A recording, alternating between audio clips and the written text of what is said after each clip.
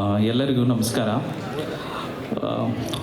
ರುದ್ರಗರುಡ ಪುರಾಣ ಬಗ್ಗೆ ಹೇಳ್ಬೇಕಂದ್ರೆ ಫಸ್ಟ್ ಆಫ್ ಆಲ್ ಡೈರೆಕ್ಟ್ರಿಗೆ ಥ್ಯಾಂಕ್ಸ್ ಹೇಳಕ್ಕೆ ಬರ್ತೀನಿ. ಯಾಕಂದರೆ ಒಂದು ಕಂಟೆಂಟ್ನ ಕಮರ್ಷಿಯಲಿ ತುಂಬ ಚೆನ್ನಾಗಿ ಬ್ಲೆಂಡ್ ಮಾಡಿದ್ದಾರೆ.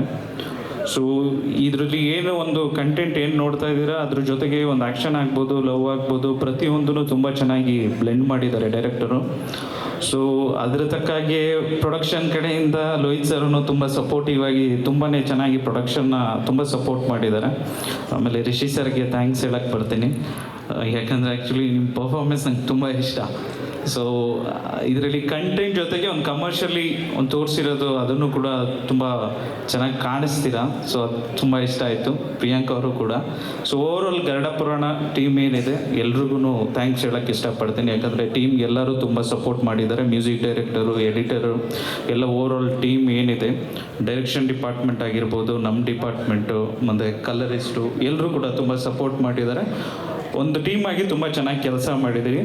ತುಂಬ ಚೆನ್ನಾಗಿದೆ ನಮ್ಮ ಪ್ರಕಾರ. ನೋಡೋಣ ಆಡಿಯನ್ಸ್ 24th ನೋಡ್ಮೇಲೆ ಏನು ಹೇಳ್ತಾರೆ ಅಂತ.